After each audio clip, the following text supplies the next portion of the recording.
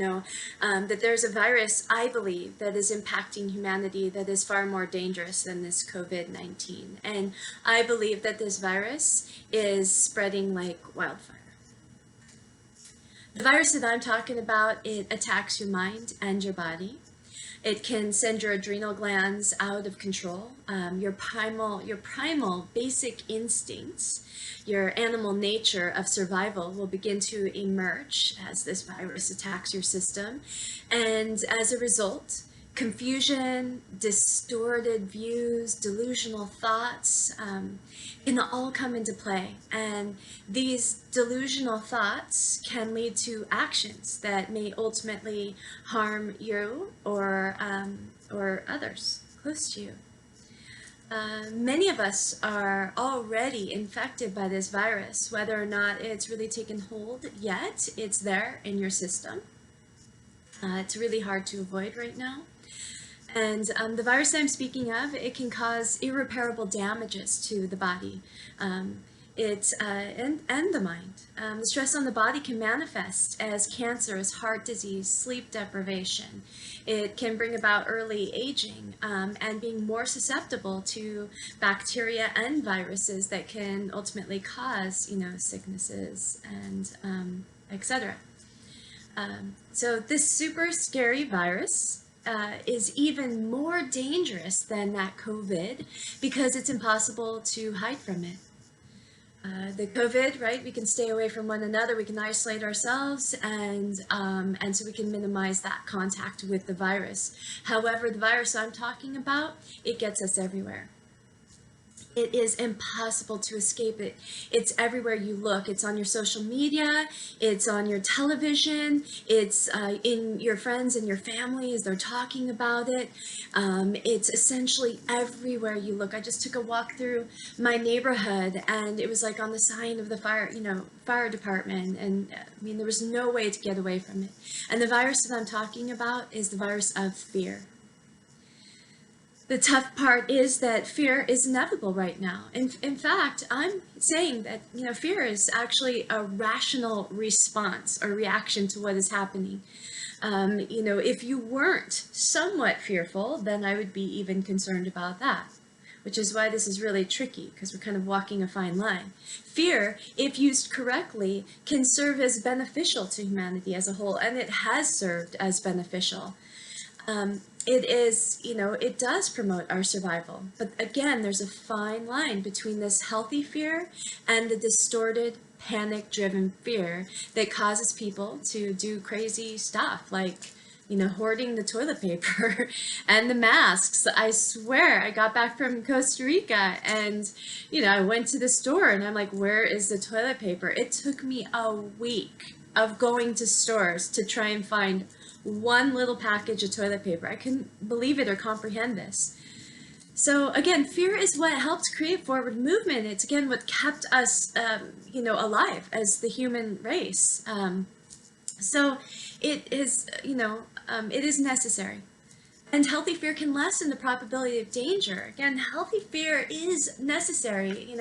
I want a healthy fear in my son before he gets in his car and goes and drives, right? Because the healthy fear says, hey, make sure that you're rested. Make sure you're paying attention. You're not texting. You're not looking at the phone.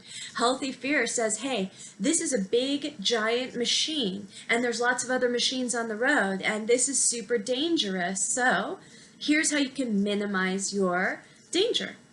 You can make sure that you're focused up, that you're driving, within the speed limit, you're following the rules of the road. So that all these things help us get through life, right? We don't just walk out into the street. We look both ways. These are all ways to lessen the probability of danger. Super necessary. So they were all instigated by healthy fear.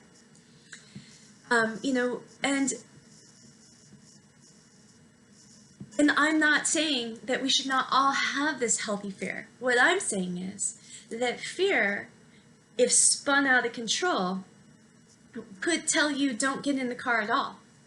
could say, that there's too many dangers out there. Don't even get into the car. There's too many risks. Don't even go near the road. In fact, you know what? Because there's other cars in the road, you don't even have to be in the car, and you're in danger. And people get hit on the side of the road all the time. And then that fear could get so spun out of control that it's like, why should I even go outside? It's not even safe to go outside because Lord knows what could happen out there. And, we all recognize that, okay, that's not healthy. Now we've gone too far. So we keep fear at bay. We keep it in control. We always know it's there and it's guiding us and helping our decisions, but we always say, hey, listen, we know when it's too much, when it's gone too far, and now it's starting to pull us back from actually living. We can't give all of our power over to fear and let it take over the wheel of the car. If we allow it to govern all of our decisions, it could really just send people spinning uncontrollably into panic. And panic is one small step away from survival. And survival, once we get there, this is when all hell breaks loose. Survival puts the person in the position of looking out at the world, and the whole world becomes a threat. Everything, people can become consumed by it, and now it's isolation that steps in, and no one can be trusted, right? Because you are a threat just simply by being in my realm. And then once we feel threatened, it's really easy to step into hate or anger. And we see this right now all over our social media. I am, it's awful, some of the stuff that I see people writing. There'll be, I see people making posts about, oh, I'm in the store, and can you believe the nerve of this guy? I saw him, sniffle. Why is he even out here? Doesn't he understand what he's doing to put us at risk? And, again, if we were in love and compassion and kindness, if we're not in survival and in fear, we might say, hey, this guy could just have an allergy. We are in spring. Maybe he's sad.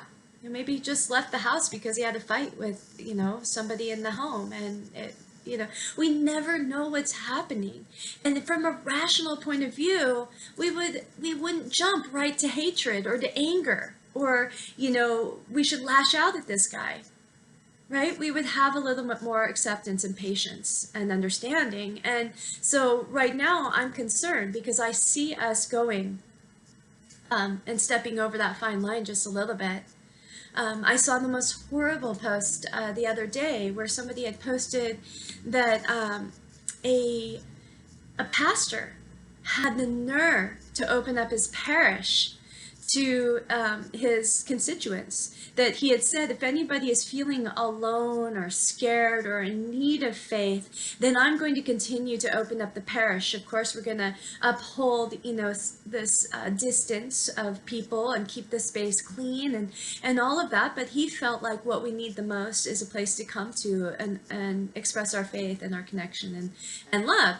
And again, people have the choice as to whether or not they want to go into this place. But somebody had posted that, can you believe this, SOB and all these horrible names for this pastor having the nerve to open up his parish this way?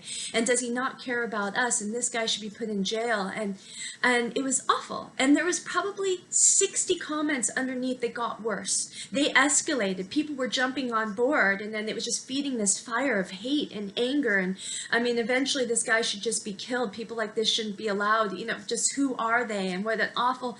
And again, it was blowing my mind. And I looked at the feed of the person who had posted the comment or the initial post, and 2 posts before that, he had posted, what we all need right now is just a little more kindness. And I couldn't believe the contrast that he couldn't even see, where he had shifted to. And again, this is when fear takes over. We become irrational. We don't even see it. We think that we're speaking. It's like fear disguises itself in this really creative way under these good intentions, that we're actually doing something really positive. And we've slipped into panic and irrational behavior where it's really easy to see how things like, the Holocaust, slavery, all these different horrible things in our past all started born of fear. Fear becoming irrational, going into panic, and then panic going into hatred and separation, isolation. And so, what I would say is, what if I could take that same person and just before they wrote the post about the pastor, what if I had a moment with them and I asked them just to please sit down and close their eyes with me, and then to just take 5 deep breaths and let the breaths be really slow in and out, and really feel them in their body, just connecting to the breath.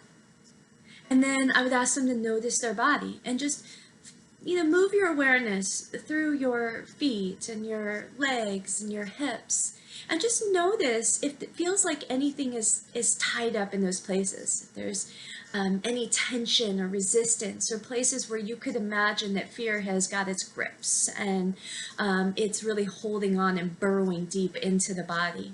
Because this is where it shows up. Again, it comes into the mind, but it feeds on the body. And that's how it becomes, cancers and sicknesses, and the immune system gets broke down. So we have to really check in with our bodies from time to time. It's so imperative that we take a few deep breaths and we notice if it's there, if it's holding on. And once we release and we settle into the body and, clear the mind, we let everything slow down just a little, then move into your heart. Start by just feeling love. And for some people, this isn't easy. So maybe you think about an animal that you love, or a baby, a child, a dear friend, or significant other, these sort of things. And just imagine that, how good it feels to be near them, to be held by them, and that you want them to be healthy and happy and loved and protected, and kind of feel that feeling. And then you'll try and expand that. You'll try and imagine that, there are other people out there and that they have similar things, like people that they love. And there are people even maybe that are alone or scared, and we want them to feel better. So we'll just start to open the hearts to compassion. And again, in that space of slowing down and breathing and coming into compassion, then open your eyes and then ask yourself, should I post this? Is this serving a higher good? And I really just wish everybody would slow down, take a moment to do that before posting hate, anger, fear, and spreading this disease that I think, again, is far more dangerous. This, my dream and wish is that we could all recognize how incredibly imperative or important it is right now for us to have healing communities. That I think that wellness centers should be considered an essential business open right now for people to come to. People that might be battling this truly mental illness of fear that's coming in and taking over their body. And, if we had wellness centers where we could come together and calm and ground and breathe, this could work the magic that we need to help bring this cure about. So I really, really appreciate you listening to me and my rant. And I want you all to stay healthy and happy and, filling your hearts with love and compassion and kindness. Because love is the truth. I love you.